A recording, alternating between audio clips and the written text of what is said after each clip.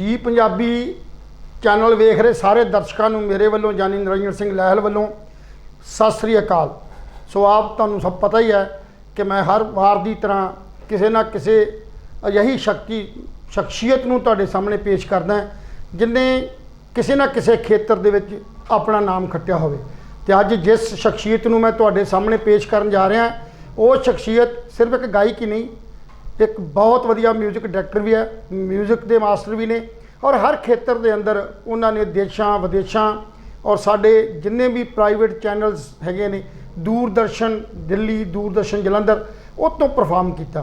कोई यहो जिहा पंजाब के अंदर मेला नहीं या कोई यहो जिहा सभ्याचार पिंड नहीं जिथे उन्होंने अपने गीतों नाल अपने संगीत नाल या अपने इंस्ट्रूमेंट्स जिहड़े साज साडे ने उन्हां नाल अपनी हाज़री ना लवाई होवे। और वो हर खेतर दे विच एक चंगी जिहड़ी है वो अपना जिहड़ा प्रदर्शन करके हटे ने। सो एक इत्थे ही नहीं बस इन्हां ने कोई भी इहो जिहा आर्टिस्ट सिंगर पंजाब के अंदर नामवर सिंगर जिवें सरदूल सिकंदर होया, हंसराज जी होए ने जां सूरापुरी जी होए ने, हरदीप होया जां जिन्ने भी फेमस आर्टिस्ट जिहड़े पंजाबी मां बोली की सेवा करके पंजाब के अंदर रिप्रजेंट जिन्हां ने किया उन्हां सारियां दे नाल चाहे वो जिहड़े हैगे ने पिछले जिहड़े जिन्हों आपां कह दिंदे आ बैकग्राउंड सिंगर के तौर पर उन्होंने अपना परफॉर्म किया, नाल नाल संगीत के खेत्र च संगीत वजों भी उन्होंने उन्होंने संगीत जिहड़ा दिता। सो मेरे नाल अज ने HS चन्नी जिन्हां दा मैं तुहाडे नाल रूबरू कराउण जा रहा। HS चन्नी चन्नी जी तुहाडा बहुत बहुत धन्नवाद साडे स्टूडियो च आउण च तुहानूं जी आयां। सत श्री अकाल भाजी और सारे ही जी पंजाबी के दर्शकों का सारिਆਂ ਦਾ बहुत बहुत धन्नवाद जिन्होंने मैंने ये मौका दिता तुहाडे रूबरू होने का। ਅਸੀਂ बहुत मेहरबानी करते और लहल साहब का बहुत बहुत धन्नवाद, कलवंत भाजी का भी बहुत बहुत धन्नवाद। सो चन्नी जी जिवें अपना दौर शुरू होया संगीत का जी तो तुसीं साडे दर्शकों को ये दसो भी जिहड़ी संगीत की जिहड़ी विद्या है जी ये तुहानूं अपने परिवार चों मिली जां तुसीं इस फील्ड दे विचों जिहड़ा जिद्दां विरासत की गल करते हैं कि कई बार जिहड़ी संगीत आ सानूं विरासत चों मिलदा तो तुसीं अपनी जिहड़ी जान पछाण है वो साडे दर्शकों नाल सांझी करो। ये संगीत की लहल साहब जिहड़ी प्रेरणा है ये मेरे माता जी तो मिली है जी क्योंकि छोटे होंदे असीं उन्हां नाल वो सब्जियां बड़े डोंगे होंदे सी ना जी ते वो कीर्तन करते होंदे सी अपना नाले रोटी पकाई जांदे सी नाले कीर्तन करी जांदे सी जी ते वो सब्जी दे डोंगे असीं नाल नाल बजाने जी ते उन्हां दी प्रेरणा करके मैनूं जो संगीत की ये विद्या है जां रिदम दी है जां गान दी है थोड़ी बहुत जो भी है ये मेरी माता दी देन जी मतलब कहने का भाव अपने घर परिवार तो तुहाडी माता जी तो तुहानूं जिहड़ी है ये संगीत की जिहड़ी विद्या तुसीं मुढ़ली सीखी सी जी जी और उस तो बाद जो तुसीं प्रोफैशन चाहे जां शौक नूं मतलब पहलां वजाउंदे सी जी जी ते अजकल जिहड़े फिर बाकी जिहड़े सिंगरां नाल जिद्दां मैं दस्सिया से आर्टिस्ट गल कीती है कि तुसीं ਵੱਖ-ਵੱਖ सभ्याचारक मेलिਆਂ पंजाब के होर खेतर च भी बहुत वधिया ढंग नाल अपने तुसीं विचरे हो जी सो उन्हां दे बारे च कुछ साडे दर्शकों को दसो भी किहड़े-किहड़े खेतर की तुसीं जिहड़ी संगीत दे नाल जिहड़ी हाज़री लवाई है। बस संगीत दे विच ये सी कि साडे मोहाली विच काफ़ी मेले होंदे सन जी बई हुण तक खैर दौर ही चले गया सभ्याचारक मेलिਆਂ ਦਾ ते मैनू अज भी याद है कि लहल साहब साडे तुसीं बैठे रूबरू नाल मेरे जी भी तुहाडे ही असीं मेले बहुत बोल पंजाब दे असीं मैनू याद है वो बजाते होंदे सी ते होर भी कई खेतर दे विच काफ़ी सिंगरां दे नाल नामी सिंगरां दे नाल रिदम प्ले करन दा मौका मिलिया ते इस करके बस ये सफ़र की जिहड़ी लंबी कतार है वो चलदी गई जी ते उस तो बाद फिर जागरण लाइन दे विच आ गए जी जी जी ते जागरण लाइन दे विच उस परमात्मा ने कृपा की जी ते अज जागरण खेतर दे विच अज मैनूं सारे लोग जागरण के नाम तो ही जानते। बिल्कुल बिल्कुल इट मीन तुसीं मतलब इस पंजाबी सभ्याचार चों इस संगीत की विद्या सीख के ते अज जिहड़ी सेवा है वो माता दियां जिहड़ी चरनां च जिहड़ी है वो हाज़री लवा रहे हो। हाँ सो अपनी इस शुरुआत जिहड़ी तुहाडी इधर जागरण वाल हुई जी जी उस कोई इहो जी कोई आइटम जां इहो जी कोई भेटा जिहड़ी तुसीं माता नूं समर्पित करदे हो वो साडे दर्शकों नाल जिहड़ा अपने गा के जिहड़ा बिल्कुल जी बिल्कुल पेश करो रूबरू।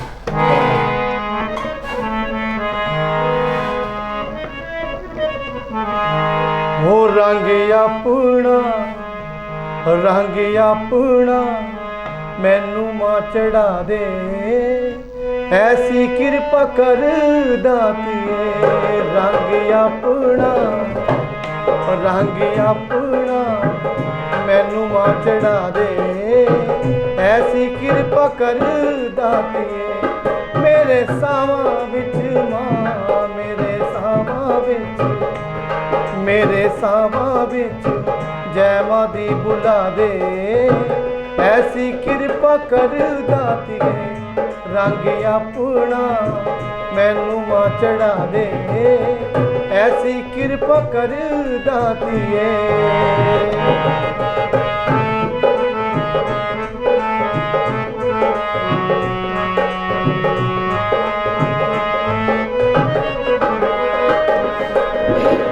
ਆਸਰਾਵਾਂ ਤੱਕ ਤੇਰੇ ਕਦਮਾਂ 'ਚ ਬਹਿ ਗਿਆ, ਦੁੱਖ ਦਿੱਤੇ ਸੁੱਖ ਦਿੱਤੇ ਹੱਸ ਕੇ ਮੈਂ ਸਹਿ ਗਿਆ, ਦੁੱਖ ਦਿੱਤੇ ਸੁੱਖ ਦਿੱਤੇ ਹੱਸ ਕੇ ਮੈਂ ਸਹਿ ਗਿਆ, ਚੰਨੀ ਤੋਂ ਨਿਭਦੀ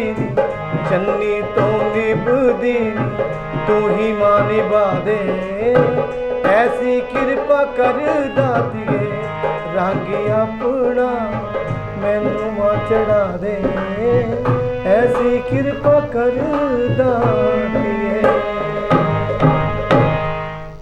ਜਾਣੀ ਕਿ ਜਿਵੇਂ ਤੁਸੀਂ ਪਹਿਲਾਂ ਸੱਭਿਆਚਾਰਕ ਮੇਲਿਆਂ 'ਚ ਵੀ ਪਰਫਾਰਮ ਕਰਾਉਂਦੇ ਰਹੇ ਹੋ, ਆਰਟਿਸਟਾਂ ਨੂੰ ਆਪਣੇ ਸੰਗੀਤ ਦੇ ਨਾਲ ਗਾਉਂਦੇ ਰਹੇ ਹੋ, ਇਹ ਇੱਕਦਮ ਜਿਹੜਾ ਤੁਹਾਡਾ ਝੁਕਾਅ ਹੈ ਇਹ ਧਾਰਮਿਕ ਖੇਤਰ ਵਾਲੇ ਪਾਸੇ ਨੂੰ, ਇਹ ਕਿਵੇਂ ਆਇਆ, ਇਹ ਸਬੱਬ ਕਿਵੇਂ ਬਣਿਆ ਸੀ?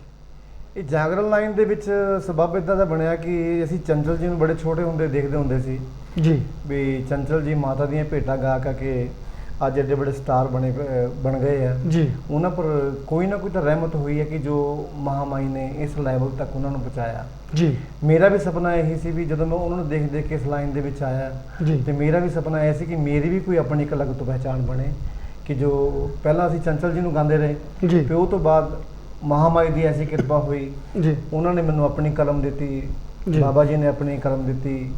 ਹੁਣ ਜਿੰਨੀਆਂ ਵੀ ਆਹ ਤੁਹਾਡੇ ਸਾਹਮਣੇ ਮੈਂ ਭੇਟ ਗਾਈ ਹੈ ਜੀ, ਇਹ ਮੈਂ ਆਪਣੀ ਭੇਟ ਲਿਖ ਗਾਈ ਹੈ ਜੀ, ਤੇ ਹੋਰ ਵੀ ਬਾਬਾ ਜੀ ਨੇ ਬਹੁਤ ਕੁਝ ਲਿਖਾਇਆ ਹੈ, ਬਾਬਾ ਬਾਲਕ ਨਾਥ ਜੀ ਨੇ, ਜੀ, ਉਹਨਾਂ ਬਾਰੇ ਵੀ ਤੁਹਾਨੂੰ ਮੈਂ ਚਾਨਣਾ ਪਾਵਾਂਗਾ ਜੀ। ਕਿ ਜੋ ਉਹਨਾਂ ਨੇ ਮੈਨੂੰ ਕਲਮ ਦਿੱਤੀ ਹੈ ਜੀ, ਜੀ। ਵੀ ਉਹਦੇ ਬਾਰੇ ਵੀ ਤੁਹਾਨੂੰ ਦੱਸਣਾ ਚਾਹੁੰਦਾ। ਤੇ ਤੁਸੀਂ ਬਾਬਾ ਬਾਲਕ ਨਾਥ ਜੀ ਦਾ ਨਾਮ ਦੀ ਗੱਲ ਜ਼ਿਕਰ ਕੀਤਾ, ਸੋ ਮੈਂ ਚਾਹਾਂਗਾ ਵੀ ਤੁਸੀਂ ਬਾਬਾ ਬਾਲਕ ਨਾਥ ਜੀ ਕੋਈ ਰਚਨਾ ਜਿਹੜੀ ਹੈਗੀ ਆ ਉਹ ਗਾ ਕੇ ਸੁਣਾਓ। ਹਾਂਜੀ। ਮੇਰੇ ਐਬ ਗੁਨਾਹ ਨਾ ਦੇਖ ਮੇਰੇ ਦਾਤਾ, ਮੈਂ ਐਬਾਂ ਨਾਲ ਭਰਪੂਰ, ਚੰਗਿਆਂ ਨੂੰ ਤੇ ਹਰ ਕੋਈ ਗਲ ਲਾਉਂਦਾ, ਮੈਨੂੰ ਮੰਦੇ ਨੂੰ ਕਰੀ ਮਨਜ਼ੂਰ, ਚੰਗੀਆਂ ਚਾਹੇ ਮੰਦੀਆਂ ਬਾਬਾ ਜੀ ਤੇਰਿਆਂ ਰੰਗਾਂ ਦੇ ਵਿੱਚ ਰੰਗੀਆਂ, ਚੰਗੀਆਂ ਚਾਹੇ ਮੰਦੀਆਂ ਬਾਬਾ ਜੀ ਤੇਰਿਆਂ ਰੰਗਾਂ ਦੇ ਵਿੱਚ ਰੰਗੀਆਂ।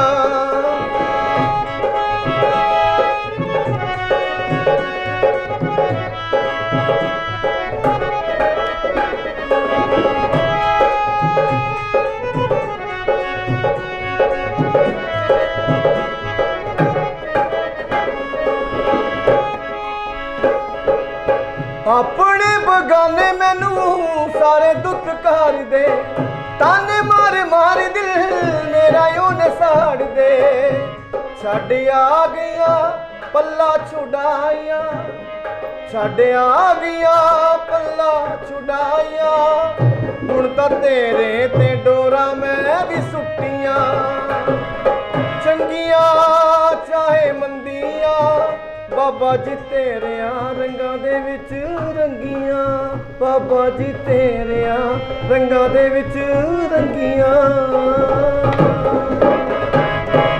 ਬਹੁਤ ਖੂਬ। ਜਿਵੇਂ ਕਿ ਬਾਬਾ ਬਾਲਕ ਨਾਥ ਜੀ ਨੇ ਬਾਬਾ ਬਾਲਕ ਨਾਥ ਦੀ ਰਚਨਾ ਗਾ ਕੇ ਇੱਕ ਬਹੁਤ ਹੀ ਸੁਰੀਲਾ ਔਰ ਬਹੁਤ ਵਧੀਆ ਬਾਬਾ ਜੀ ਨੂੰ ਯਾਦ ਕੀਤਾ।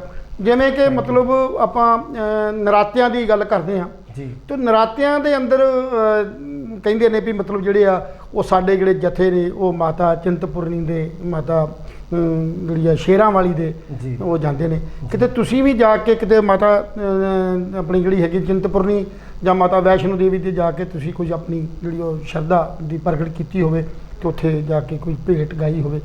ਜੀ, ਸਾਡੇ ਪਰਿਵਾਰ ਦੇ ਵਿੱਚ ਸ਼ੁਰੂ ਤੋਂ ਹੀ ਸੁਣਦੇ ਆਏ ਸੀ ਉਹਨਾਂ ਕੋਲੋਂ ਜੀ ਕਿ ਜੋ ਸਾਨੂੰ ਸਾਡੇ ਮਾਤਾ ਪਿਤਾ ਦੀ ਸਾਨੂੰ ਜੋ ਦੇਣ ਹੈਗੀ ਆ ਉਹ ਨੈਣਾ ਦੇਵੀ ਤੋਂ ਮਿਲੀ ਹੋਈ ਹੈ। ਨੈਣਾ ਦੇਵੀ ਤੋਂ ਮਿਲਿਆ। ਤੋ ਉਹਨਾਂ ਦੀ ਕਿਰਪਾ ਸਦਕਾ ਤੇ ਉਹਨਾਂ ਦੇ ਸਦਕਾ ਸਾਰੇ ਸੰਸਾਰ ਦੇ ਵਿੱਚ ਨਾਮ ਹੋਇਆ ਜੀ। ਤੇ ਜੋ ਵੀ ਮੈਨੂੰ ਇਹ ਮਾਤਾ ਦੀਆਂ ਭੇਟਾਂ ਗਾਉਣ ਦਾ ਬਲ ਬਖਸ਼ਿਸ਼ ਹੋਇਆ ਹੈ ਜੀ ਵੀ ਇਹ ਮਹਾਮਾਈ ਦੀ ਕਿਰਪਾ ਹੈ। ਜੀ। ਤੇ ਜਦੋਂ ਵੀ ਉੱਥੇ ਜਾਈਦਾ ਤੇ ਉੱਥੇ ਵੀ ਕਤਾਰ 'ਚ ਸੰਗਤ ਲੱਗੀ ਹੁੰਦੀ, ਕਈ ਵਾਰੀ ਅਸੀਂ ਸੰਗਤ ਦੇ ਵਿੱਚ ਹੀ ਸ਼ੁਰੂ ਹੋ ਜਾਈਦਾ। ਜੀ ਜੀ ਜੀ। ਤੇ ਉੱਥੇ ਫਿਰ ਮਤਲਬ ਕਿ ਜਦੋਂ ਜ਼ਿਆਦਾ ਮਸਤੀ ਲੱਗੀ ਹੋਵੇ ਤੇ ਬਸ ਉੱਥੇ ਵੀ ਭੇਟ ਆਪਾਂ ਛੇੜ ਲਈਦੀ ਹੈ ਜੀ। ਤੇ ਮੈਂ ਚਾਹਾਂਗਾ ਤੁਹਾਡੇ ਰੂਬਰੂ ਕਰ ਦਈਏ। ਹਾਂ ਹਾਂ ਬਿਲਕੁਲ ਜੀ, ਬਿਲਕੁਲ ਸੁਣਾਓ। ਬਿਲਕੁਲ।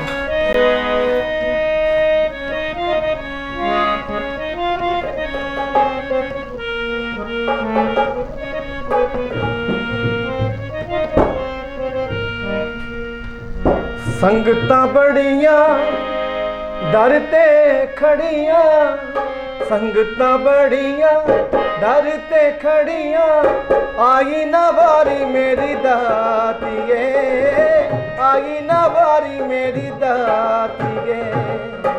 ਸੁਖ ਨਾ ਦੇ ਨਾਲ ਆਈਆਂ ਖੜੀਆਂ, ਸੁਖ ਨਾ ਦੇ ਨਾਲ ਆਈਆਂ ਖੜੀਆਂ, ਆਈ ਨਾ ਵਾਰੀ ਮੇਰੀ ਦਾਤੀਏ, ਆਈ ਨਾ ਵਾਰੀ ਮੇਰੀ ਦਾਤੀਏ।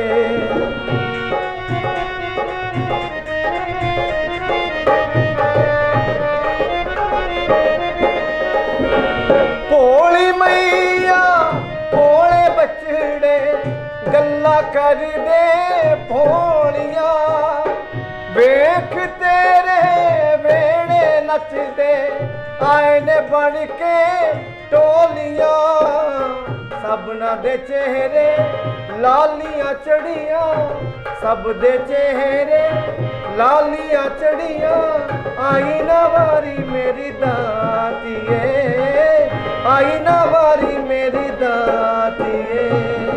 ਸੰਗਤਾਂ ਬੜੀਆਂ ਦਰ ਤੇ ਖੜੀਆਂ, ਸੰਗਤਾਂ ਬੜੀਆਂ ਦਰ ਤੇ ਖੜੀਆਂ, ਆਈ ਨਾ ਵਾਰੀ ਮੇਰੀ ਦਾਤੀਏ, ਆਈ ਨਾ ਵਾਰੀ ਮੇਰੀ ਦਾਤੀਏ। ਬਹੁਤ ਵਧੀਆ, ਬਹੁਤ ਸੋਹਣਾ। ਮਾਤਾ ਜੀ ਦੇ ਚਰਨਾਂ 'ਚ ਤੁਸੀਂ ਭੇਟ ਗਾਈ ਆ। ਸੋ ਚੰਨੀ ਜੀ, ਇੱਕ ਗੱਲ ਮੇਰੇ ਦਿਮਾਗ 'ਚ ਬਾਰ-ਬਾਰ ਆਉਂਦੀ ਆ ਵੀ ਕੁਛ ਮੈਂ ਜਗਰਾਤੇ ਇਦਾਂ ਦੇ ਵੇਖੇ, ਖੈਰ ਮੈਨੂੰ ਮਾਫ ਕਰਨਾ, ਮੈਂ ਗੱਲ ਨਾ ਕਹਿੰਦਾ ਚੰਗਾ ਲੱਗਦਾ ਸੀ। ਸੋ ਕੁਝ ਜਗਰਾਤਿਆਂ ਦੇ ਅੰਦਰ ਮੈਂ ਦੇਖਿਆ ਵੀ ਜਦੋਂ ਜਗਰਾਤਾ ਸ਼ੁਰੂ ਹੁੰਦਾ ਨਾ ਰਾਤ ਨੂੰ ਜੀ, ਤੇ ਜਿਹੜੇ ਸਾਡੇ ਜਗਰਾਤ ਕਰਨ ਵਾਲੇ ਆਰਟਿਸਟ ਆਏ ਹੁੰਦੇ ਨੇ ਜੀ, ਉਹਨਾਂ ਨੇ ਮਾਤਾ ਦੇ ਚਰਨਾਂ 'ਚ ਹਾਜ਼ਰੀ ਲਵਾਉਣੀ ਹੁੰਦੀ ਆ। ਜੀ ਜੀ, ਠੀਕ ਆ ਜੀ। ਤੇ ਉਹ ਹਾਜ਼ਰੀ ਜਿਹੜੀ ਆ ਸੰਗਤਾਂ ਜਿਹੜੀਆਂ ਬੜੀਆਂ ਸ਼ਰਧਾ ਤੇ ਪੂਰਨ ਉਹ ਜਿਹੜੀ ਆ ਉਹਨੂੰ ਉਹਨਾਂ ਦੇ ਭੇਟਾਂ ਸੁਣਦੇ ਆ। ਪਰ ਕੁਛ ਮੈਂ ਵੇਖਿਆ ਵੀ ਉਹਦੇ 'ਚ ਜਿਵੇਂ ਪੰਜਾਬੀ ਸਾਡੇ ਸੱਭਿਆਚਾਰ 'ਚ ਸਿੰਗਰ ਜਦੋਂ ਗਾਉਣ ਲੱਗਦਾ ਤੇ ਦਾਰੂ ਪੀ ਲੈਂਦਾ ਜੀ, ਇਦਾਂ ਦੀ ਕੁਝ ਸ਼ਿਕਾਇਤਾਂ ਜਿਹੜੀਆਂ ਆਉਂਦੀਆਂ ਕਿ ਇਹ ਗਲਤ ਨਹੀਂ ਹੈ ਤੁਹਾਡੀ ਨਜ਼ਰ 'ਚ? ਕਿਵੇਂ ਵੀ ਉਹ ਰਾਤ ਨੂੰ ਕਹਿੰਦੇ ਵੀ ਅਸੀਂ ਜਾਗਰਾ ਕਰਨਾ, ਰਾਤ ਜਾਗਣਾ ਤੇ ਸਾਨੂੰ ਇਹਦਾ ਸਹਾਰਾ ਲੈਣਾ ਚਾਹੀਦਾ, ਕੀ ਇਹ ਗਲਤ ਹੈ ਜਾਂ ਠੀਕ ਹੈ? ਬਿਲਕੁਲ ਗਲਤ ਹੈ ਜੀ। ਜੀ ਕਿਉਂਕਿ ਮੈਂ ਵੀ ਇਸ ਲਾਈਨ ਦੇ ਵਿੱਚ ਅਰਸਾ ਸਾਨੂੰ ਹੋ ਗਿਆ ਜੀ, ਪਰ ਲੇਕਿਨ ਮੈਂ ਇਸ ਚੀਜ਼ ਤੋਂ ਬੜਾ ਖਿਲਾਫ ਹਾਂ ਕਿ ਜਿਹੜੇ ਜਾਗਰਣ ਦੇ ਵਿੱਚ ਕੋਈ ਵੀ ਨਸ਼ਾ ਪੱਤਾ ਕਰਕੇ ਉਸ ਜਾਗਰਣ ਨੂੰ ਕਰਦੇ, ਉਹ ਜਾਗਰਣ ਦੀ ਮਰਿਆਦਾ ਨੂੰ ਭੰਗ ਕਰਦੇ ਹੈ ਜੀ।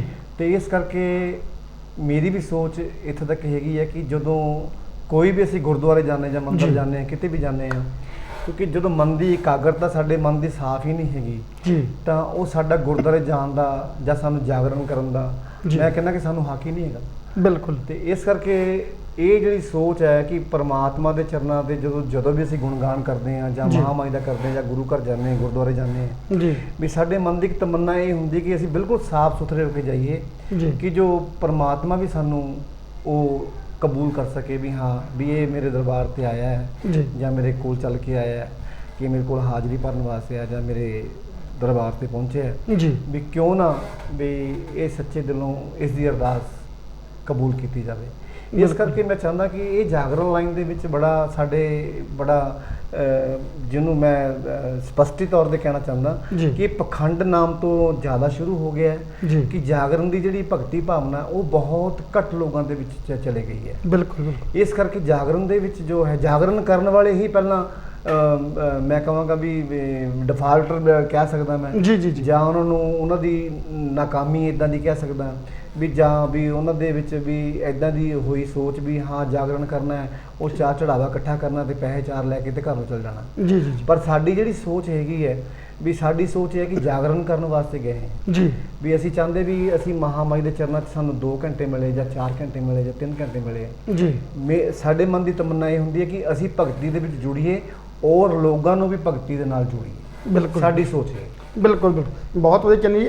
ਕਿਉਂਕਿ ਹਮੇਸ਼ਾ ਹੀ ਚਾਹੇ ਉਹ ਸਾਡਾ ਗੁਰਦੁਆਰਾ ਹੈ, ਚਾਹੇ ਉਹ ਮੰਦਿਰ ਹੈ, ਚਾਹੇ ਉਹ ਕੋਈ ਮਸੀਤ ਹੈ, ਚਾਹੇ ਉਹ ਸਾਡਾ ਗਿਰਜਾ ਘਰ ਹੈ, ਜਿੱਥੇ ਵੀ ਆਪਾਂ ਕੋਈ ਆਰਾਧਨਾ ਕਰਨ ਜਾਂਦੇ ਹਾਂ ਜਾਂ ਕੋਈ ਆਪਾਂ ਹਾਜ਼ਰੀ ਲਵਾਉਣ ਜਾਂਦੇ ਹਾਂ ਤੇ ਉਹ ਭਗਤੀ 'ਚ ਲੀਨ, ਤੁਹਾਡੀ ਗੱਲ ਬਿਲਕੁਲ ਠੀਕ ਹੈ ਵੀ ਜੇ ਅਸੀਂ ਭਗਤੀ 'ਚ ਆਪਾਂ ਲੀਨ ਹੀ ਨਹੀਂ ਹੋਵਾਂਗੇ, ਜੇ ਉਸ ਦਰ 'ਤੇ ਜਾ ਕੇ ਆਪਾਂ ਨੀਵੇਂ ਹੋ ਕੇ ਗੱਲ ਨਹੀਂ ਕਰਾਂਗੇ, ਤੇ ਜੇ ਕੋਈ ਇਦਾਂ ਦੀਆਂ ਐਬਸ ਲੈ ਕੇ ਉੱਥੇ ਜਾਣਾ, ਨਸ਼ਾ ਪੱਤਾ ਕਰਕੇ ਜਾਣਾ, ਤੇ ਇਹਦੇ ਨਾਲੋਂ ਬੈਟਰ ਹੈ ਵੀ ਆਪਾਂ ਇੱਥੋਂ ਦੂਰ ਰਹੀਏ। ਜੀ ਜੀ। ਸੋ ਇਹ ਕਿਉਂਕਿ ਜਿਹੜੀ ਸ਼ਰਧਾ ਹੈ, ਸਭ ਤੋਂ ਵੱਡੀ ਸ਼ਰਧਾ ਸਾਡੇ ਰੱਬ 'ਚ ਹੈ। ਜੀ ਜੀ। ਤੇ ਉਹ ਰੱਬ ਦੇ ਕਈ ਰੂਪ ਨੇ ਜੀ। ਸੋ ਸਾਰੇ ਰੂਪਾਂ 'ਚ ਹੀ ਉਹਦਾ ਉਹ ਜਿਹੜਾ ਅੰਸ਼ ਹੈ। ਜੀ ਜੀ ਜੀ। ਤੇ ਜੇ ਉਸ ਅੰਸ਼ ਦੇ, ਚਾਹੇ ਉਹ ਮੰਦਿਰ ਹੈ, ਚਾਹੇ ਗੁਰਦੁਆਰਾ, ਚਾਹੇ ਮਸਜਿਦ ਹੈ, ਚਾਹੇ ਕਿਤੇ ਵੀ ਉਹਦਾ ਅੰਸ਼ ਹੈ, ਉੱਥੇ ਉਹਦਾ ਹਰ ਰੰਗ ਉਹਦਾ ਆ, ਤੇ ਉਹਦੇ 'ਚ ਜਿੱਦਾਂ ਦੀ ਇਹ ਪ੍ਰਵਿਰਤੀ ਹੈ ਗਲਤ ਹੈ। ਤੁਸੀਂ ਹੁਣ ਹਰ ਰੰਗ ਦੀ ਗੱਲ ਕੀਤੀ ਹੈ ਵੀ ਸਾਨੂੰ ਦੇਖੋ ਜਾਗਰਣ ਦੇ ਵਿੱਚ ਕਈ ਸਰੋਤੇ ਇਦਾਂ ਦੇ ਮਿਲਦੇ, ਭਗਤ ਲੋਕ ਇਦਾਂ ਦੇ ਮਿਲਦੇ ਆ ਜੀ ਵੀ ਜਿਹਦੇ ਵਿੱਚ ਸਾਨੂੰ ਕਈ ਵਾਰੀ ਕੀ ਹੁੰਦਾ ਕਿ ਕਈ ਸਾਨੂੰ ਕਹਿੰਦੇ ਸਾਨੂੰ ਸ਼ਬਦ ਸੁਣਾ ਦਿਓ ਜੀ, ਤੇ ਅਸੀਂ ਸ਼ਬਦ ਵੀ ਗਾਉਂਦੇ ਹਾਂ। ਬਿਲਕੁਲ। ਤੇ ਸਾਨੂੰ ਕੋਈ ਫਰਮਾਇਸ਼ ਕਰ ਦਿੰਦਾ ਵੀ ਕੋਈ ਸੂਫੀਆਂ ਨਾਲ ਰੰਗ ਸੁਣਾ ਦਿਓ ਜੀ, ਤੇ ਮੈਂ ਤੁਹਾਨੂੰ ਸ਼ਬਦ ਦੀਆਂ 2 ਲਾਈਨਾਂ ਸੁਣਾਉਂਦਾ। ਹਾਂ ਬਿਲਕੁਲ ਜੀ, ਬਿਲਕੁਲ। ਭਾਈ ਸਾਹਿਬ ਭਾਈ ਹਰਜਿੰਦਰ ਸਿੰਘ ਜੀ ਨੇ ਗਾਈਆਂ ਹੋਈਆਂ, ਬਹੁਤ ਵਧੀਆ ਲੱਗੇਗਾ ਜੀ। ਤੇ ਉਹਨਾਂ ਦੀ ਸਾਹਿਬਜ਼ਾਦਿਆਂ ਦੀ ਕੋਈ ਛੋਟੀ ਜੀ ਕਵਿਤਾ ਗਾਈ ਹੋਈ ਹੈ। ਬਿਲਕੁਲ ਜੀ, ਬਿਲਕੁਲ। ਤੇ ਮੈਂ ਉਹ ਤੁਹਾਡੇ ਰੂਬਰੂ ਕਰਾਂ ਥੋੜਾ। ਬਹੁਤ ਖੁਸ਼ੀ।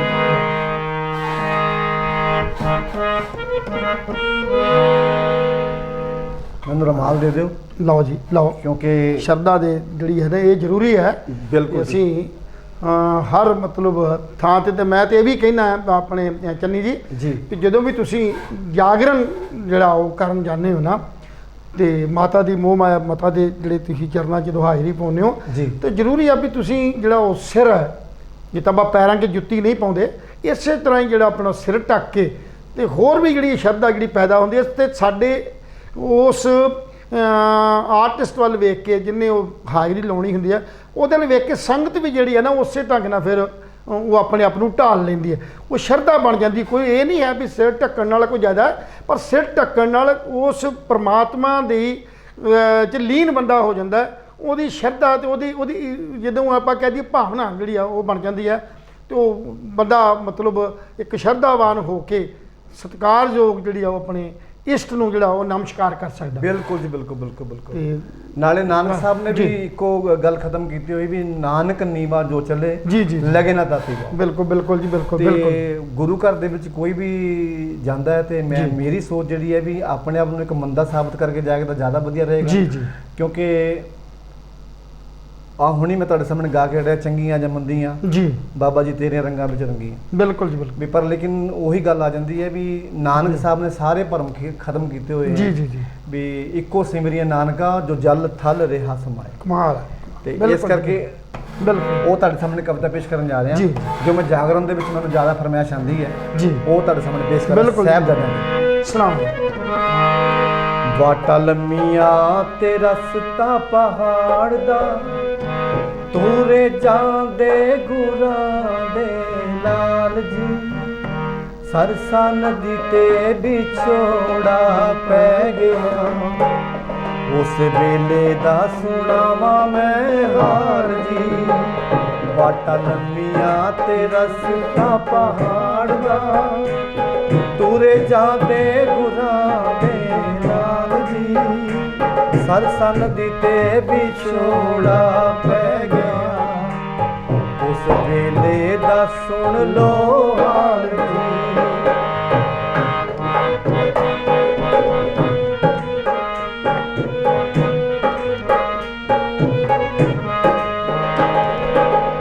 ਰਾਤ ਹਨੇਰੀ ਬਿਜਲੀ ਚਮਕੇ, ਰਾਜ ਜੰਗਲਾਂ ਦੇ ਪੈ ਗਏ। ਰੇਸ਼ਮ ਨਾਲੋਂ ਸੋਹਲ ਸਰੀਰ ਨੂੰ ਦੁਖੜੇ ਸਹਿਣੇ ਪੈ ਗਏ ਨੇ। ਛੋਟੀ ਉਮਰ ਦੇ ਦੋਵੇਂ ਬਾਲ ਜੀ ਮਾਤਾ ਗੁਜਰੀ ਉਹਨਾਂ ਦੇ ਨਾਲ ਜੀ। ਸਰਸਾ ਨਦੀ ਤੇ ਵਿਛੋੜਾ ਪੈ ਗਿਆ। ਉਸ ਵੇਲੇ ਦਾ ਸੁਣ ਲੋ ਹਾਲ ਜੀ। ਬਾਟਾ ਲੰਘਿਆ ਤੇ ਰਸਤਾ ਪਹਾੜ ਦਾ ਤੁਰੇ ਜਾਂਦੇ ਗੁਰਾਂ ਦੇ ਨਾਲ ਜੀ। ਸਰਸਾ ਨਦੀ ਤੇ ਵਿਛੋੜਾ ਪੈ ਗਿਆ। ਉਸ ਵੇਲੇ ਦਾ ਸੁਣ ਲੋ ਹਾਲ ਜੀ।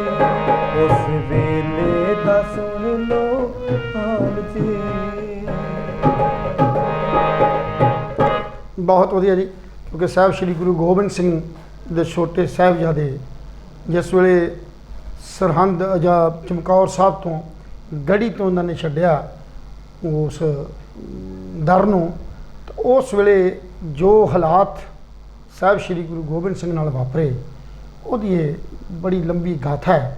ਸੋ ਤੁਸੀਂ ਇਹ ਗਾ ਕੇ ਬਹੁਤ ਹੀ ਵਧੀਆ ਜਿਹੜਾ ਹੈ ਉਸ ਗੁਰੂਆਂ ਦੇ ਚਰਨਾਂ 'ਚ ਜਿਹੜੀ ਹਾਜ਼ਰੀ ਲਵਾਉਂਦੇ ਹੋ ਜੀ। ਸੋ ਇਸੇ ਤਰ੍ਹਾਂ ਜਿਵੇਂ ਤੁਸੀਂ ਹੁਣੇ ਦੱਸਿਆ ਵੀ ਜਿੱਥੇ ਅਸੀਂ ਜਾਗਰਣ ਦੇ ਨਾਲ ਸੰਬੰਧਿਤ ਜਾਗਰਣ ਕਰਦੇ ਹਾਂ, ਗੁਰੂ ਘਰ ਦੀ ਸੇਵਾ ਕਰਦੇ ਹਾਂ, ਗੁਰੂ ਘਰ 'ਚ ਸ਼ਬਦ ਗਾਇਨ ਕਰਦੇ ਹਾਂ, ਅਤੇ ਸੂਫੀਆਨਾ, ਕਿਉਂਕਿ ਜਿਹੜੇ ਸਾਡੇ ਸੂਫੀ ਜਿੰਨੇ ਵੀ ਸਾਡੇ ਉਹ ਪੀਰ ਪੈਗੰਬਰ ਹੋਏ ਨੇ ਉਹਨਾਂ ਨੇ ਵੀ ਆਪਣੀ ਸੂਫੀਆਨਾ ਉਹ ਗਾਇਕੀ ਨਾਲ ਜਾਂ ਆਪਣੀ ਉਹ ਸ਼ਰਧਾ ਜਿਹੜੀ ਆ ਉਹ ਪਰਮਾਤਮਾ ਪ੍ਰਤੀ ਪ੍ਰਗਟ ਕੀਤੀ ਹੈ। ਜੀ ਜੀ ਬਿਲਕੁਲ, ਕਿਉਂਕਿ ਉਹਨਾਂ ਦੇ ਅੰਦਰ ਵੀ ਇੱਕ ਜਿਹੜਾ ਅਜਿਹਾ ਅਹਿਸਾਸ ਤੇ ਇੱਕ ਦਰਦ ਸੀ ਗੁਰੂ ਲਈ।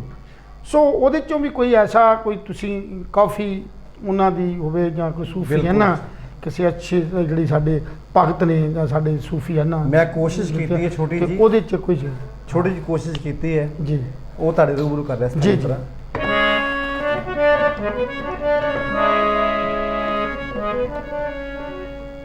ਜਦ ਤੋਂ ਤੇਰਾ ਗੁਲਾਮ ਹੋ ਗਿਆ ਦੁਨੀਆ ਵਿੱਚ ਮੇਰਾ ਨਾਮ ਹੋ ਗਿਆ। ਰੰਗ ਲਾ ਦਿੱਤੇ ਸਾਰੀ ਦੁਨੀਆ ਦੇ ਮੈਨੂੰ ਆਪਣਾ ਰੰਗ ਚੜਾ ਛੱਡਿਆ ਜੀ। ਉਹ ਮੈਨੂੰ ਕਰਤਾ ਮਲੰਗ ਤੇਰੀ ਯਾਰੀ ਨੇ, ਉਹ ਮੈਨੂੰ ਕਰਤਾ ਮਲੰਗ ਤੇਰੀ ਯਾਰੀ ਨੇ। ਤੇਰੀ ਹਰ ਪਾਸੇ ਸਰਦਾਰੀ ਨੇ, ਹਰ ਪਾਸੇ ਸਰਦਾਰੀ ਨੇ। ਉਹ ਮੈਨੂੰ ਕਰਤਾ ਮਲੰਗ ਤੇਰੀ, ਕਰਤਾ ਮਲੰਗ ਤੇਰੀ ਯਾਰੀ ਨੇ। ਉਹ ਮੈਨੂੰ ਕਰਤਾ ਮਲੰਗ ਤੇਰੀ ਯਾਰੀ ਨੇ। ਤੇਰੀ ਮੈਂ ਦੀਵਾਨੀ ਹੋ ਗਈਆਂ, ਤੇਰੀ ਮੈਂ ਦੀਵਾਨੀ ਹੋ ਗਈਆਂ। ਆਹੀ ਤਾਂ ਸ਼ਰਮ ਨੱਚਦੀ ਪਈਆਂ, ਤੇਰੀ ਮੈਂ ਦੀਵਾਨੀ ਹੋ ਗਈਆਂ। ਤੇਰੀ ਮੈਂ ਦੀਵਾਨੀ ਹੋ ਗਈਆਂ, ਤੇਰੀ ਮੈਂ ਦੀਵਾਨੀ ਹੋ ਗਈਆਂ।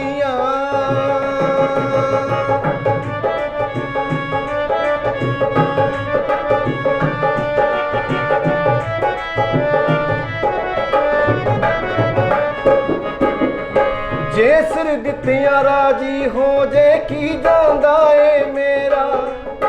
ਜੇ ਸਿਰ ਦਿੱਤਿਆਂ ਰਾਜੀ ਹੋ ਜੇ ਕੀ ਜਾਂਦਾ ਏ ਮੇਰਾ। मेरा मुझ में कुछ नहीं जो कुछ है सो तेरा। मेरा मुझ में कुछ नहीं जो कुछ है सो तेरा। मती दास तो शिक्षा मिल गई, मती दास तो शिक्षा मिल गई।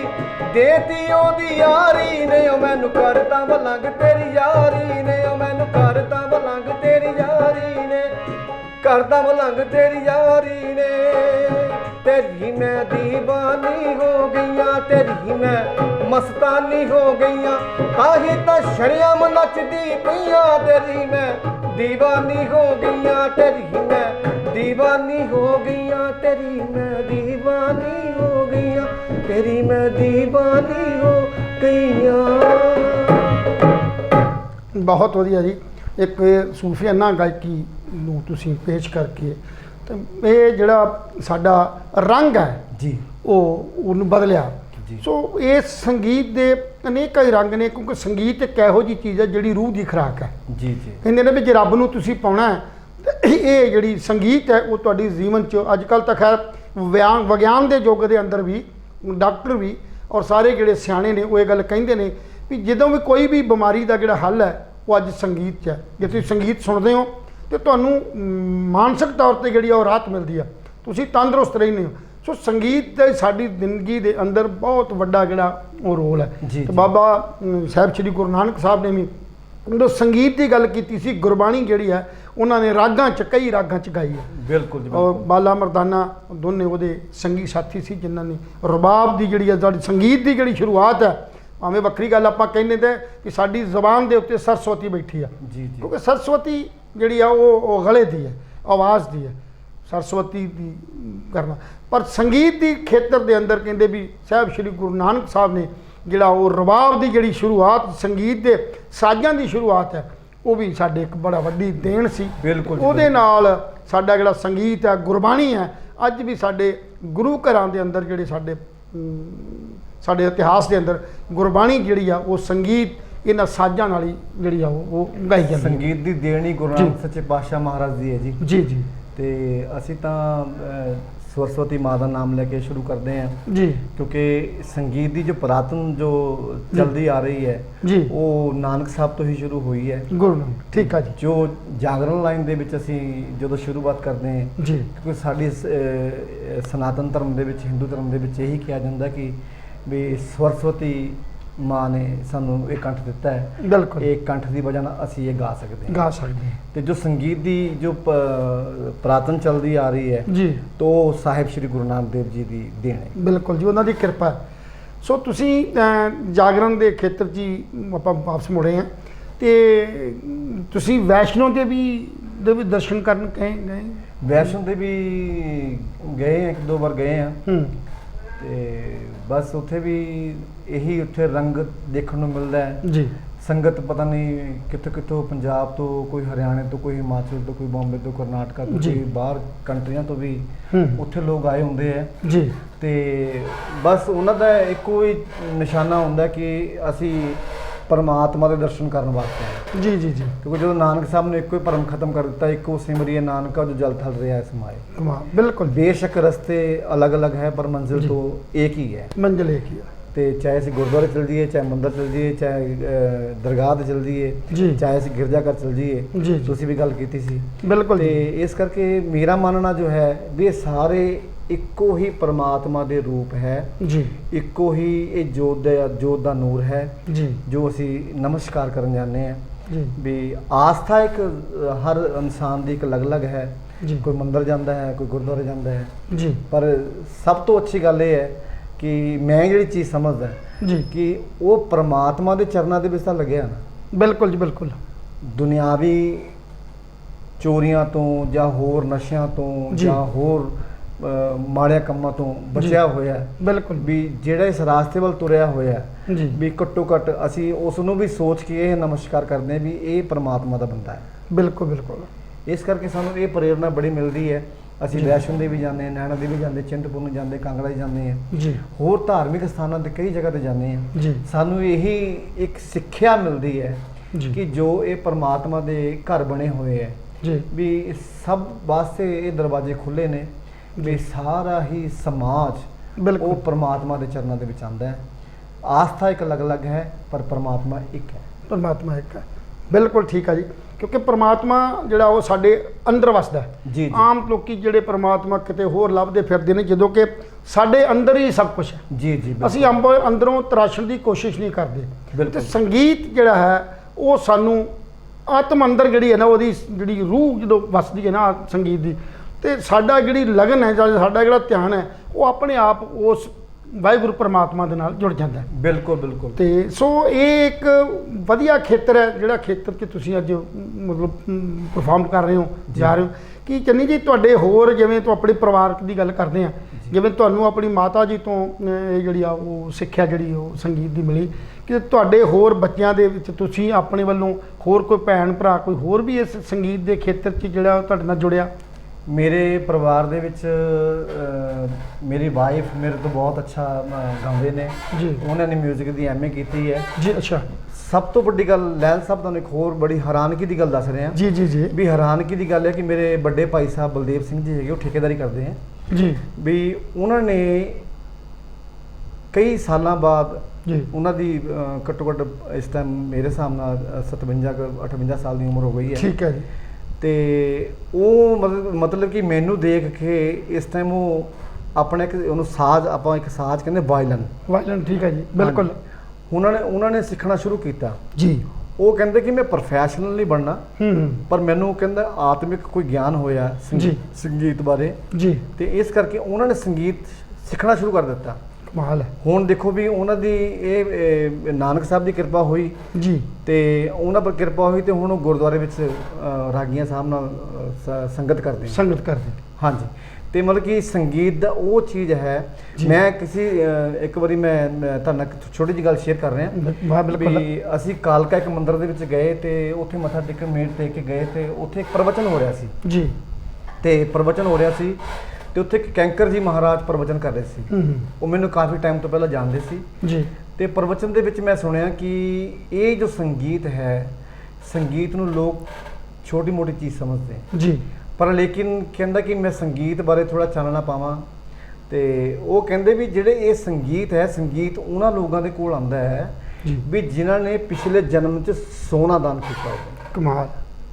ਤੇ ਮਤਲਬ ਕਿ ਮੈਂ ਕਹਿੰਦਾ ਕਿ ਸਾਡੇ ਵਰਗਾ ਖੁਸ਼ਕਿਸਮਤ ਇਨਸਾਨ ਕੋਈ ਵੀ ਨਹੀਂ ਹੈ ਵੀ ਜੇ ਸਾਡੇ ਕੋਲ ਇਹ ਸੰਗੀਤ ਹੈ, ਅਸੀਂ ਸਭ ਤੋਂ ਵੱਡੇ ਖੁਸ਼ ਹੈਗੇ, ਸਭ ਤੋਂ ਵੱਡੇ ਧਨੀ ਹੈ ਦੁਨੀਆ ਦੇ ਵਿੱਚ ਵੀ ਸਾਨੂੰ ਕਿਸੇ ਚੀਜ਼ ਦੀ ਲੋੜ ਨਹੀਂ। ਸਾਡੇ ਕੋਲ ਸੰਗੀਤ ਹੈ, ਸਾਡੇ ਕੋਲ ਸਭ ਕੁਝ ਹੈ।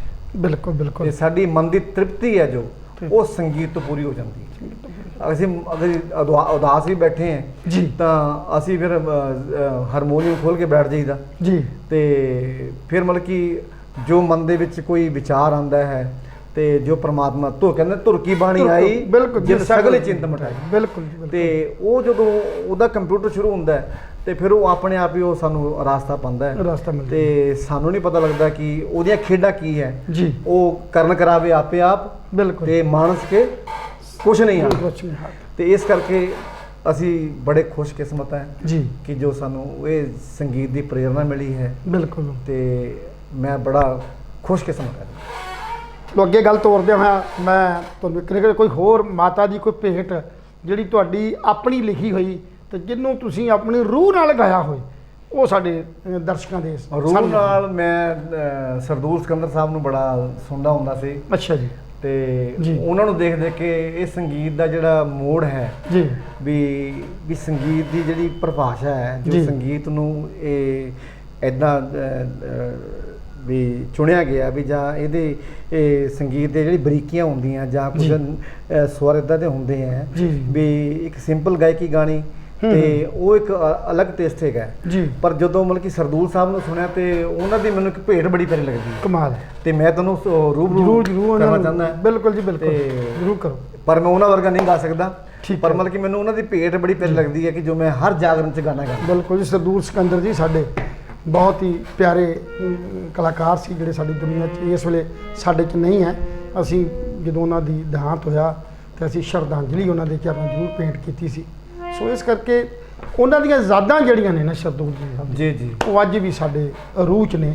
ਅੱਜ ਵੀ ਉਹਨਾਂ ਦਾ ਸੰਗੀਤ, ਉਹਨਾਂ ਦੇ ਗਾਏ ਗੀਤ, ਉਹਨਾਂ ਦੀਆਂ ਕਈਆਂ ਗੱਲਾਂ ਉਹ ਅਜੇ ਵੀ ਸਾਨੂੰ ਜਿਹੜੀਆਂ ਨੇ ਉਹ ਸੁਣਾਈ ਦਿੰਦੀਆਂ ਨੇ। ਕਿਉਂਕਿ ਸਾਡੇ ਆਪਣੇ ਮੇਲਿਆਂ ਦੇ ਵਿੱਚ ਕੋਈ ਇਹੋ ਜਿਹਾ ਮੇਲਾ ਨਹੀਂ ਸੀ, ਕੋਈ ਇਹੋ ਜਿਹਾ ਸਾਲ ਨਹੀਂ ਸੀ ਜਦੋਂ ਸਰਦੂਲ ਸਿਕੰਦਰ ਤੇ ਬੀਬਾ ਅਮਰ ਨੂਰੀ ਨੇ ਪਰਫਾਰਮ ਨਾ ਕੀਤਾ ਹੋਵੇ, ਨਾ ਗਾਇਆ ਹੋਵੇ।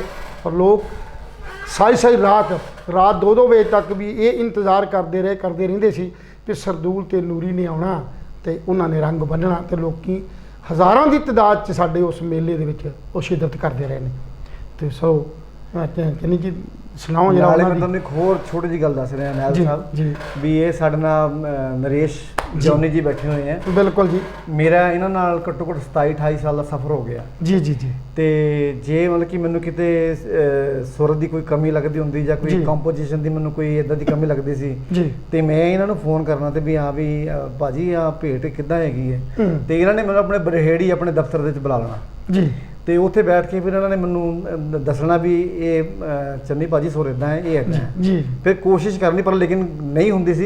ਪਰ ਲੇਕਿਨ ਫਿਰ ਵੀ ਇਹਨਾਂ ਦਾ ਮੈਨੂੰ ਬਹੁਤ ਮਤਲਬ ਕਹਿਣ ਦਾ ਬਿਲਕੁਲ ਸੰਗੀਤ ਦੀ ਵੇਖੋ ਜੀ। ਮੈਂ ਤਾਂ ਪਹਿਲੇ ਇਹ ਤੁਹਾਨੂੰ ਪੁੱਛਿਆ ਸੀ ਵੀ ਤੁਹਾਡੀ ਇਸ ਸੰਗੀਤ ਦੇ ਖੇਤਰ 'ਚ ਜਦੋਂ ਤੁਸੀਂ ਸਿੱਖਿਆ ਲਈ ਮਾਤਾ ਤੋਂ ਲਈ, ਤੇ ਮਾਤਾ ਤੋਂ ਬਾਹਰ ਫਿਰ ਜਿਹੜਾ ਸਾਡਾ ਫੀਲਡ ਚੁਣਦੇ ਆ, ਤੇ ਉਸ ਵੇਲੇ ਸਾਨੂੰ ਸੁਰਾਂ ਦਾ ਗਿਆਨ ਜਿਹੜਾ ਹੈ, ਉਹ ਕੋਈ ਨਾ ਕੋਈ ਸਾਡਾ ਰਾਹ ਜਿਹੜਾ ਬਣਦਾ। ਬਿਲਕੁਲ ਜੀ, ਉਹਦੇ 'ਚ ਨਰੇਸ਼ ਜੀ ਤੁਹਾਡੇ ਜਿਹੜੇ ਨੇ, ਉਹਨਾਂ ਨੇ ਤੁਹਾਨੂੰ ਬਹੁਤ ਜ਼ਿਆਦਾ ਇਸ ਲਾਈਨ ਦੇ ਵਿੱਚ ਤੁਹਾਡੀਆਂ ਬਰੀਕੀਆਂ ਜਿਹੜੀਆਂ ਤੁਹਾਨੂੰ ਸਿਖਾਈਆਂ, ਜੀ। ਤੁਹਾਡੀਆਂ ਜਿਹੜੀਆਂ ਗਲਤੀਆਂ ਸੀ ਉਹਨਾਂ ਨੂੰ ਸੁਧਾਰਿਆ, ਜੀ, ਤੇ ਅੱਜ ਜੀ। ਤੁਸੀਂ ਇੱਕ ਚੰਗੇ ਮਤਲਬ ਜਿਹੜੇ ਆ ਉਹ ਸਾਜ਼ਾਂ ਦੇ ਸਾਜ਼ਗਾਰ ਸਾਬਤ ਹੋਏ। ਜੀ ਜੀ ਜੀ ਜੀ। ਸੋ ਅੱਗੇ ਗੱਲ ਤੋਰੀਏ ਤੇ ਤੁਸੀਂ। ਮੈਂ ਤੁਹਾਨੂੰ ਸਰਦੂਲ ਸਾਹਿਬ ਦਾ ਜ਼ਿਕਰ ਕੀਤਾ ਜੀ ਜੀ ਜੀ ਜੀ। ਤੇ ਜੋ ਉਹਨਾਂ ਦੀ ਭੇਟ ਮੈਨੂੰ ਅੱਛੀ ਲੱਗਦੀ ਹੈ ਕਿ ਮੈਂ ਹਰ ਜਾਗਰਣ 'ਚ ਮੈਨੂੰ ਜੀ ਜੀ ਜੀ ਮੈਂ ਆਪਣੇ ਮਨ ਦੇ ਨਾਲ ਗਾਉਂਦਾ ਹਾਂ, ਬਿਲਕੁਲ। ਤੇ ਉਹ ਤੁਹਾਡੇ ਰੂਬਰੂ ਕਰ ਰਿਹਾ ਮੈਂ। ਜੀ ਜੀ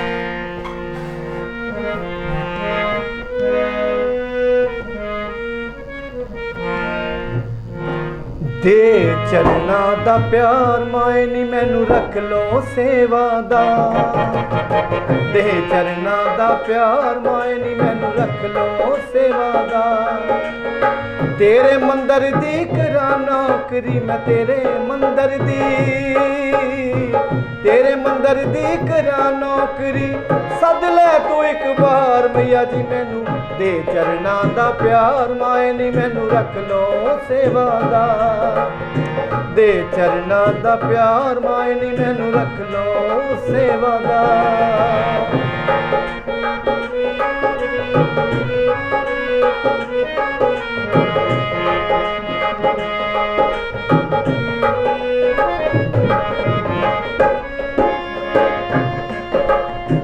ਭਗਤਾਂ ਦੇ ਨਾਲ ਭੇਟਾ ਗਾਵਾਂ, ਇੱਕ ਪਲ ਵੀ ਨਾ ਸੋਵਾਂ ਮੈਂ, ਇੱਕ ਪਲ ਵੀ ਨਾ ਸੋਵਾਂ, ਅੰਮ੍ਰਿਤ ਵੇਲੇ ਮੰਦਿਰ ਤੇਰਾ ਪਲਕਾਂ ਨਾਲ ਮੈਂ ਧੋਵਾਂ, ਮੈਂ ਪਲਕਾਂ ਨਾਲ ਮੈਂ ਧੋਵਾਂ, ਬਾਗਾਂ ਵਿੱਚੋਂ ਫੁੱਲ ਤੋੜ ਕੇ, ਬਾਗਾਂ ਵਿੱਚੋਂ, ਬਾਗਾਂ ਵਿੱਚੋਂ ਫੁੱਲ ਤੋੜ ਕੇ, ਸੋਹਣੇ ਗੁੰਦਾ ਹਾਰ ਮਈਆ ਜੀ ਮੈਨੂੰ, ਦੇ ਚਰਨਾਂ ਦਾ ਪਿਆਰ ਮਾਏ ਨੀ ਮੈਨੂੰ ਰੱਖ ਲੋ ਸੇਵਾ ਦਾ, ਦੇ ਚਰਨਾਂ ਦਾ ਪਿਆਰ ਮਾਏ ਨੀ ਮੈਨੂੰ ਰੱਖ ਲੋ ਸੇਵਾ ਦਾ, ਦੇ ਚਰਨਾਂ ਦਾ ਪਿਆਰ ਮਾਏ ਨੀ ਮੈਨੂੰ ਰੱਖ ਲੋ ਸੇਵਾ ਦਾ।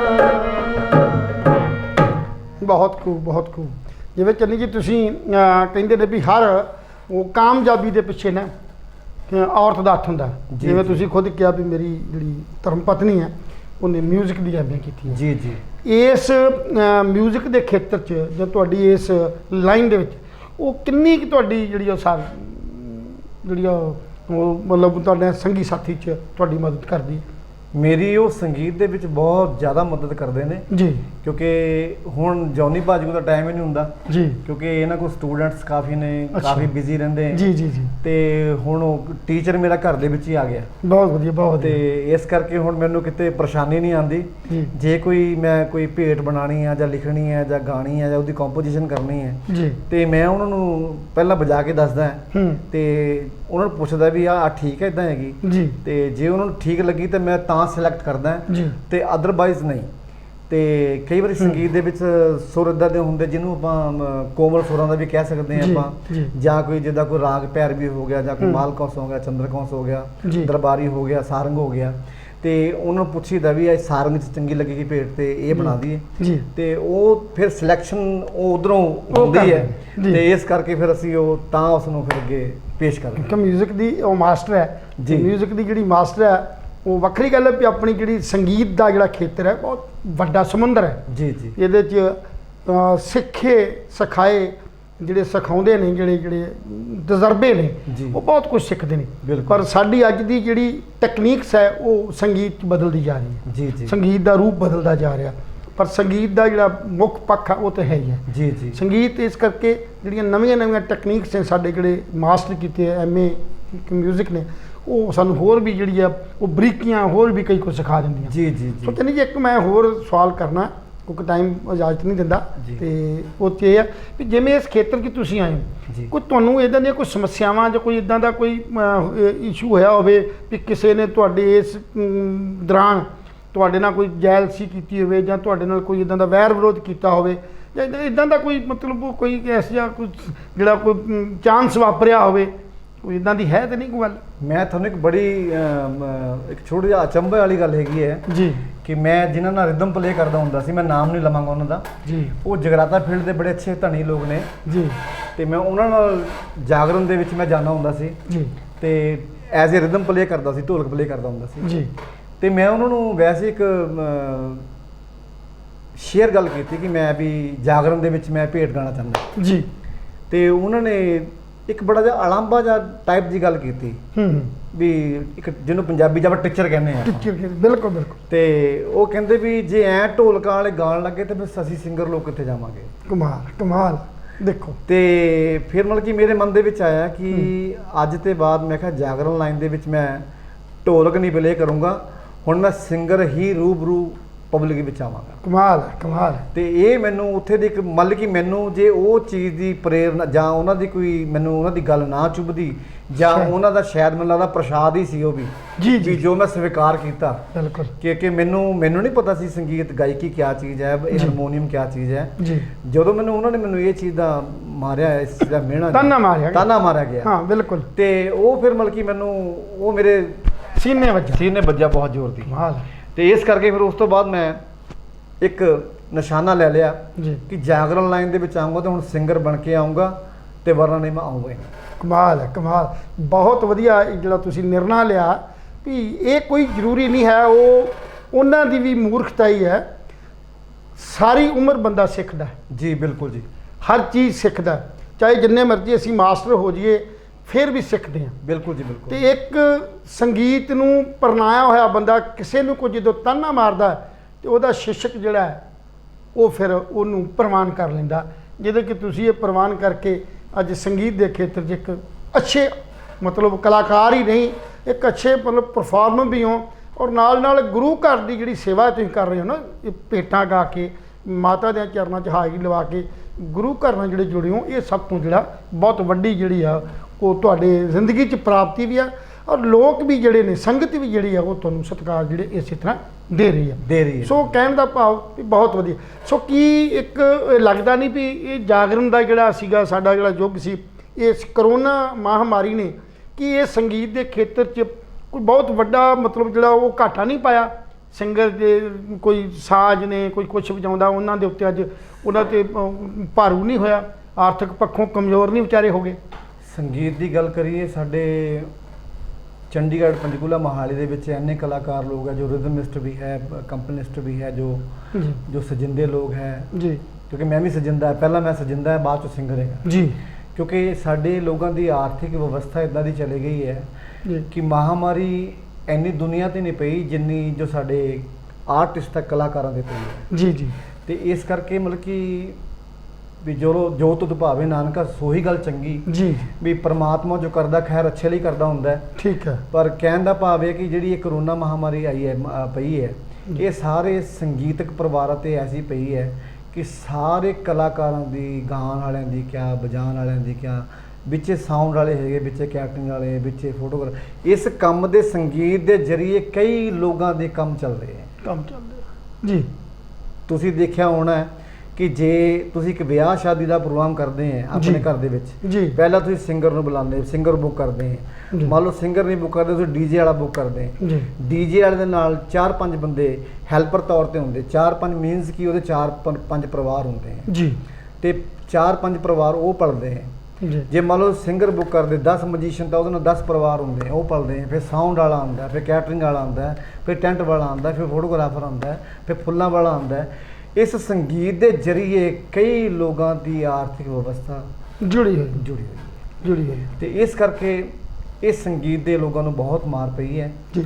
ਤੇ ਬਸ ਕੀ ਸਰਕਾਰਾਂ ਜਿਹੜੇ ਵੀ ਤੁਸੀਂ ਹੁਣ ਬਿਆਨ ਕੀਤਾ, ਕਿਉਂਕਿ ਸੰਗੀਤ ਇੱਕ ਇਹੋ ਜਿਹਾ ਖੇਤਰ ਹੈ ਜਿਹੜਾ ਮਤਲਬ ਕਰੋਨਾ ਦੇ ਦੌਰਾਨ ਬਹੁਤ ਵੱਡੀ ਜਿਹੜੀ ਮਾਰ ਆ ਉਹ ਆਰਟਿਸਟਾਂ ਦੇ ਉੱਤੇ ਪਈ ਆ। ਜਿੱਦਾਂ ਪੈਲਸ ਬੰਦ ਹੋ ਗਏ, ਵਿਆਹ ਨਹੀਂ ਹੋ ਰਹੇ, ਜਗਰਾਤੇ ਆ ਉਹ 'ਚ ਗੈਦਰਿੰਗ ਦੀ ਗੱਲ ਹੈ, ਉਹ ਜਿਹੜੀ ਧਾਰਮਿਕ ਸਾਡੀ ਰੁਚੀ ਸੀ ਉਹਦੇ 'ਤੇ ਵੀ ਅਸਰ ਪਿਆ ਜੀ। ਸੋ ਉਹਦੇ ਨਾਲ ਜਿੱਦਾਂ ਕੋਈ ਢੋਲ ਵਜਾਉਂਦਾ, ਕੋਈ ਰਿਦਮ ਵਜਾਉਂਦਾ, ਕੋਈ ਵੀ ਇਨਸਟਰੂਮੈਂਟ, ਕਹਿਣ ਦਾ ਭਾਵ ਸੰਗੀਤ ਦੇ ਜਿਹੜੇ ਸਾਜ਼ ਵਜਾਉਂਦੇ ਨੇ, ਉਹ ਸਾਰੇ ਜਿਹੜੇ ਪਰਿਵਾਰ ਨੇ ਉਹ ਇੱਥੇ ਪ੍ਰਭਾਵਿਤ ਹੋਏ ਨੇ ਇਹਦੇ ਨਾਲ ਘੱਟ। ਕੀ ਇਹ ਸਰਕਾਰ ਵੀ ਕੋਈ ਤੁਹਾਡੀ ਇਸ ਜਿੱਦਾਂ ਤੁਸੀਂ ਹੁਣ ਬਾਕੀਆਂ ਨੂੰ ਜਿਵੇਂ ਕਿਸੇ ਨੂੰ 3000 ਦੇ ਰਹੀ ਆ, ਕਿਸੇ ਨੂੰ ਕੋਈ ਰਾਸ਼ਨ ਦੇ ਰਹੀ ਆ, ਕਿਸੇ ਨੇ ਕੁਛ ਦੇ ਰਹੀ ਆ, ਕਿ ਸਰਕਾਰਾਂ ਵੀ ਕੋਈ ਤੁਹਾਡੇ ਕੋਈ ਐਸੀ ਮਤਲਬ ਜਦੋਜਹਿਦ ਕਰਨ ਜਿਹੜੀ ਮਤਲਬ ਜੋ ਕੁਝ ਹੈ ਜੀ। ਇਹ 'ਚ ਸੰਗੀਤ ਦੇ ਖੇਤਰ 'ਚ ਕੋਈ ਸਰਕਾਰ ਨੇ ਵੀ ਕੋਈ ਤੁਹਾਨੂੰ ਆਰਥਿਕ ਮਦਦ ਜਾਂ ਕੋਈ ਕੀਤੀ ਹੈ? ਨਹੀਂ ਸਰ, ਸਾਨੂੰ ਸਰਕਾਰ ਨੇ ਕੋਈ ਮਦਦ ਨਹੀਂ ਕੀਤੀ। ਜੀ ਵੀ ਜੇ ਅਸੀਂ ਸੋਚੀਏ ਵੀ ਸਾਨੂੰ ਸਰਕਾਰ ਨੇ ਕੋਈ ਮਦਦ ਕੀਤੀ ਹੋਵੇ, ਹੂੰ। ਅਸੀਂ ਜੇ ਮਦਦ ਕੀਤੀ ਹੈ ਤੇ ਆਪਸ 'ਚ ਰਲ ਕੇ ਇੱਕ ਦੂਜੇ ਦੀ ਕੀਤੀ ਹੈ, ਜੀ ਤੇ ਕਿਸੇ ਨੇ ਸਾਡੀ ਸਰਕਾਰ ਨੇ ਸੁਣੀ ਨਹੀਂ ਹੈ। ਜੀ ਸਰਕਾਰ ਦੇ ਕੋਲ ਕਾਫੀ ਮੇਰੇ ਵੀਡੀਓ ਵਾਇਰਲ ਹੋਏ, ਕਈ ਹੋਰ ਕਲਾਕਾਰਾਂ ਦੇ ਵੀਡੀਓ ਵਾਇਰਲ ਹੋਏ ਹੈ। ਜੀ ਸਰਕਾਰ ਨੇ ਸਾਡੀ ਕੋਈ ਕਿਸੇ ਕਲਾਕਾਰ ਦੀ ਨਹੀਂ ਸੁਣੀ, ਜੀ ਤੇ ਇਸ ਕਰਕੇ ਅਸੀਂ ਆਪਣੇ ਆਪ 'ਚ ਫਿਰ ਵੀ ਬਹੁਤ ਖੁਸ਼ ਹੈਗੇ ਖੁਸ਼, ਠੀਕ। ਵੀ ਪਰਮਾਤਮਾ ਨੇ ਸਾਨੂੰ ਜਿੱਥੇ ਰੱਖਿਆ ਹੈ, ਅਸੀਂ ਉਹ ਜਗ੍ਹਾ ਤੇ ਬਹੁਤ ਖੁਸ਼ ਹੈਗੇ। ਚਲੋ ਅਸੀਂ ਵੀ ਸਰਕਾਰ ਨੂੰ ਇਹ ਬੇਨਤੀ ਜ਼ਰੂਰ ਕਰਾਂਗੇ ਵੀ ਇਹ ਆਰਟਿਸਟ ਜਿਹੜੇ ਨੇ ਜਾਂ ਜਿਨ੍ਹਾਂ ਦੇ ਪਰਿਵਾਰ ਜਿਹੜੇ ਸਿਰਫ ਇਸੇ ਸੰਗੀਤ ਦੇ ਉੱਤੇ ਹੀ ਆਪਣਾ ਪੇਟ ਪਾਲਦੇ ਆ, ਆਰਥਿਕ ਤੌਰ ਤੇ ਅੱਜ ਕਮਜ਼ੋਰ ਹੋ ਚੁੱਕੇ ਨੇ, ਇਹਨਾਂ ਨੂੰ ਵੀ ਇੱਕ ਜਥੇਬੰਦੀ ਮੰਨ ਕੇ, ਇਹਨਾਂ ਨੂੰ ਵੀ ਇੱਕ ਧਿਰ ਮੰਨ ਕੇ, ਇੱਕ ਗਰੁੱਪ ਮੰਨ ਕੇ, ਇਹਨਾਂ ਨੂੰ ਵੀ ਜਿੰਨੀ ਕਿ ਤੁਸੀਂ ਸਰਕਾਰ ਮਦਦ ਕਰ ਸਕਦੀ ਆ ਉਹ ਇਹਨਾਂ ਆਰਟਿਸਟਾਂ ਨੂੰ ਜ਼ਰੂਰ ਜਿਹੜੀ ਉਹਦੀ ਮਦਦ ਕੀਤੀ ਜਾਵੇ। ਸੋ ਇਹਦੇ ਨਾਲ ਜਿੱਦਾਂ ਤੁਸੀਂ ਆਪਾਂ ਲਾਸਟ ਸਵਾਲ ਹੈ ਜੀ। ਵੀ ਜਿਵੇਂ ਤੁਸੀਂ ਅੱਜ ਗਾਇਕੀ ਦੇ ਖੇਤਰ 'ਚ ਆ ਗਏ ਹੋ, ਤੁਸੀਂ ਮਤਲਬ ਜਿਹੜੇ ਧਾਰਮਿਕ ਜਾਗਰਣ ਕਰਦੇ ਹੋ, ਜਿਵੇਂ ਤੁਸੀਂ ਹਾਰਮੋਨੀਅਮ ਪਲੇ ਕਰ ਰਹੇ ਹੋ, ਜੀ ਜੀ। ਤੇ ਹੋਰ ਕਿਹੜੇ ਸਾਜ਼ ਆ ਜਿਹੜੇ ਤੁਸੀਂ ਜਿਹਦੇ 'ਚ ਮਹਾਰਤ ਆ ਤੁਹਾਡੀ, ਜਿਹੜੇ ਤੁਸੀਂ ਵਜਾ ਸਕਦੇ ਹੋ? ਮੈਂ ਜ਼ਿਆਦਾਤਰ ਪਹਿਲਾਂ ਢੋਲਕ ਦੇ ਵਿੱਚ ਹੀ ਰਿਹਾ ਜੀ ਢੋਲਕ ਵਿੱਚ ਮੈਂ ਤੁਹਾਨੂੰ ਥੋੜਾ ਜਿਹਾ ਹੋਰ ਦੱਸਣਾ ਭੁੱਲ ਗਿਆ ਹੂੰ। ਕਿ ਜੋ ਸਾਡੇ ਸੰਤੋਸ਼ ਕਟਾਰੀਆ ਜੀ ਸਾਡੇ ਜੀ, ਜੀ। ਗੁਰੂ ਜੀ ਹੈ, ਬਿਲਕੁਲ ਜੀ ਬਿਲਕੁਲ ਤੇ ਉਹਨਾਂ ਦੀ ਦੇਣ ਹੈ ਜੀ। ਵੀ ਜੋ ਸਾਨੂੰ ਰੋਜੀ ਰੋਟੀ ਜੋਗਾ ਕੇ ਕਰ ਦਿੱਤਾ ਹੈ, ਜੀ ਜੀ ਜੀ ਤੇ ਉਹਨਾਂ ਦੀ ਕਿਰਪਾ ਨਾਲ ਸਦਕਾ ਅਸੀਂ ਸਾਰੇ ਸਿੰਗਰਾਂ, ਕੋਈ ਪੰਜਾਬ ਦਾ ਨਾਮੀ ਸਿੰਗਰ ਨਹੀਂ ਹੈ ਕੋਈ ਜੀ। ਜੋ ਆਪਾਂ ਛੱਡੇ ਕੋਈ ਨਹੀਂ ਹੈ, ਜੀ ਜੀ ਜੀ ਤੇ ਅਸੀਂ ਹਰ ਸਿੰਗਰ ਦੇ ਨਾਲ ਰਿਦਮ ਪਲੇ ਕੀਤੀ ਹੈ, ਜੀ ਤੇ ਉਹਨਾਂ ਕਰਕੇ ਸਾਨੂੰ ਇਹ ਸਾਰੀ ਇਹ ਰੋਜੀ ਰੋਟੀ ਮਿਲੀ ਹੈ। ਜੀ। ਤੇ ਉਹ ਤੋਂ ਬਾਅਦ ਫਿਰ ਇਸ ਜਾਗਰਣ ਲਾਈਨ ਦੇ ਵਿੱਚ ਆ ਗਏ, ਤੇ ਬਸ ਜਾਗਰਣ ਖੇਤਰ ਵਿੱਚ ਮਹਾਮਾਈ ਨੇ ਕਿਰਪਾ ਕੀਤੀ ਹੈ, ਜੀ। ਤੇ ਇਸ ਕਰਕੇ ਚੱਲੀ ਜਾਂਦਾ ਜੀ। ਦਾਨ ਕਾ ਪਰਮਾਤਮਾ। ਇਹ ਦਰਸ਼ਕ ਸਾਡੇ ਜੀ ਪੰਜਾਬੀ ਵੇਖ ਰਹੇ ਸਾਰੇ ਦਰਸ਼ਕਾਂ ਨੂੰ, ਤੁਹਾਨੂੰ ਸਾਡਾ ਇਹ ਪ੍ਰੋਗਰਾਮ ਜਾਂ ਜਿਹੜੇ ਵੀ ਸਾਡੀ ਅਸੀਂ ਪੰਜਾਬੀ ਦੇ ਖੇਤਰ ਦੇ ਵਿੱਚ ਜਾਂ ਇਸ ਧਾਰਮਿਕ ਖੇਤਰ ਦੇ ਵਿੱਚ ਜਿਹੜੀ ਅੱਜ ਅਸੀਂ ਇਹ ਗੁਫ਼ਤਗੂ ਕੀਤੀ ਹੈ ਜਾਂ ਇਹਨੂੰ HS ਚੰਨੀ ਜੀ ਨੂੰ ਤੁਹਾਡੇ ਸਾਹਮਣੇ ਪੇਸ਼ ਕੀਤਾ, ਤੁਸੀਂ ਆਪਣੇ ਵਿਚਾਰ ਦੇਣੇ ਨਾ ਭੁੱਲਣਾ। ਸੋ ਇਹ ਤੁਹਾਨੂੰ ਪ੍ਰੋਗਰਾਮ ਕਿਵੇਂ ਦਾ ਲੱਗਾ, ਤੁਸੀਂ ਆਪਣੇ ਵਿਚਾਰ ਸਾਨੂੰ ਜ਼ਰੂਰ ਲਿਖ ਕੇ ਭੇਜਣਾ। ਫਿਰ ਕੱਲ ਇਸੇ ਟਾਈਮ ਤੇ ਕਿਸੇ ਹੋਰ ਆਰਟਿਸਟ, ਕਿਸੇ ਹੋਰ ਸ਼ਖਸੀਅਤ ਦੇ ਨਾਲ ਤੁਹਾਡੇ ਸਨਮੁਖ ਹੋਵਾਂਗੇ। ਸੋ ਉਦੋਂ ਤੱਕ ਮੈਨੂੰ ਔਰ ਮੇਰੇ ਸਾਥੀ HS ਚੰਨੀ ਜਿਹੜੇ ਪੰਜਾਬ ਦੇ ਨਾਮਵਰ ਆਰਟਿਸਟ ਨੇ, ਉਹਨਾਂ ਨੂੰ ਇਜਾਜ਼ਤ ਦਿਓ। ਰੱਬ ਰੱਖਾ।